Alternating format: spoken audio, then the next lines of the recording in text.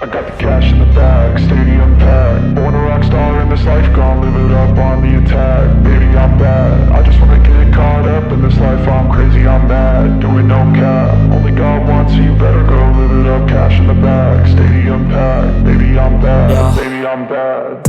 I just wanna stay bad, stay mad. Chip on my shoulder cause they treat me like an outcast.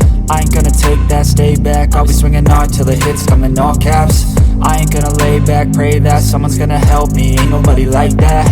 I ain't gonna wait, that's all fact. Give me one shot and I'll never get the throne back.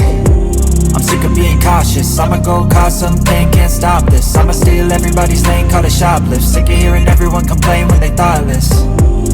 Taste the pain, it's like candy canes. It makes me go change into a better frame, into a better name. Society's insane, we all live for fame, yeah. Cash in the bag, stadium packed. Born a rock star in this life, gon' live it up on the attack. Baby, I'm bad, I just wanna get caught up in this life. I'm crazy, I'm mad, do it no cap. Only God wants, so you better go live it up. Cash in the bag, stadium packed. Baby, I'm bad, baby, I'm bad. I got the cash in the bag, stadium packed. Born a rock star in this life, gon' live it up on the attack. Baby, I'm bad, I just wanna get caught up in this life. I'm crazy, I'm mad, do it no cap. Only God wants, so you better go live it up. Cash in the bag, stadium packed. Baby, I'm bad, baby, I'm bad. Cash in the bag, stadium packed. Born a rock star in this life, gon' live it up on the attack. Baby, I'm bad, I just wanna get caught up in this life. I'm crazy, I'm mad, do it no cap. Only God wants, so you better go live it up. Cash in the bag, stadium packed. Baby, I'm bad, baby, I'm bad.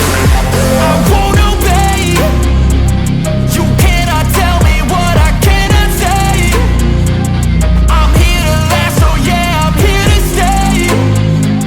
I'll live each second like my final day.